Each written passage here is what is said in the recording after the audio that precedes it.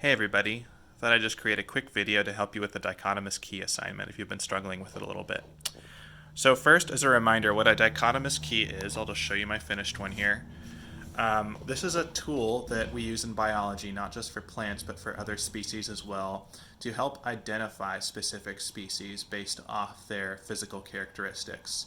So we're using leaves today because there's a lot of variation in leaves, and it's really easy to learn and create a dichotomous key based off leaf shape, margin, and venation.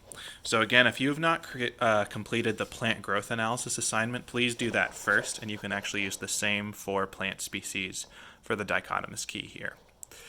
So let's go ahead and get started. So the first thing you need is 4 different leaves, and I went ahead and just taped mine down here, and I gave them names. So we're not going for scientific names here, we're just coming up with our own names based off what these leaves look like. So I called mine Blotty Speckles, since we've got some sort of weird blottage on this leaf. Purple Sparkles.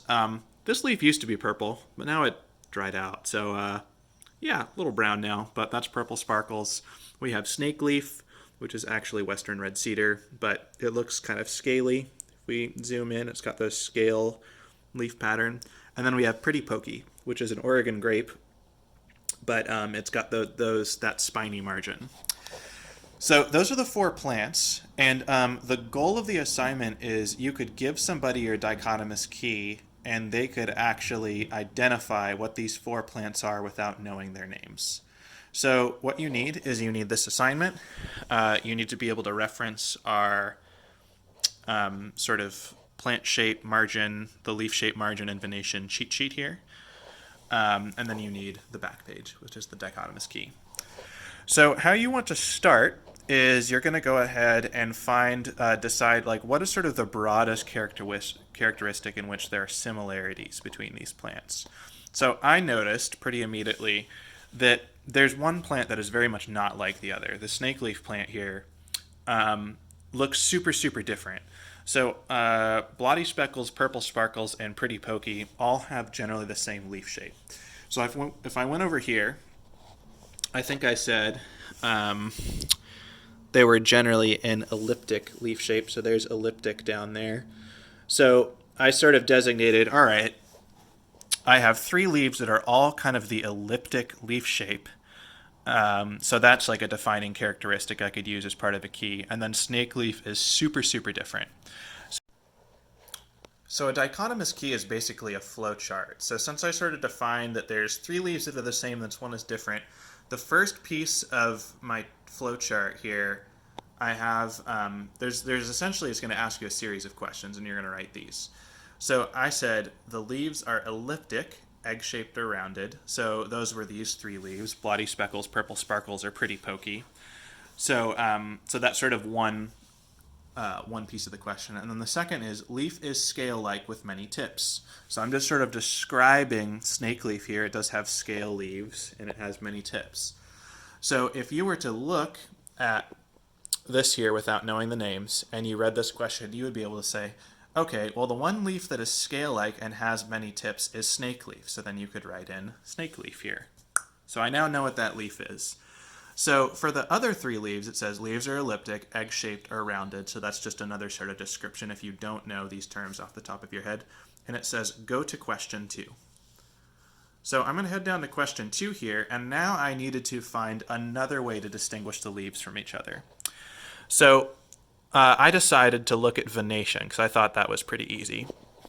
So if we look at our different venation categories here, there's a lot of options, and it might not show up perfectly on the video here, but I determined that Purple Sparkles, which is our leaf that was super dried out, had parallel venation, where the veins just run right up the leaf and they don't cross over. So there's parallel venation there.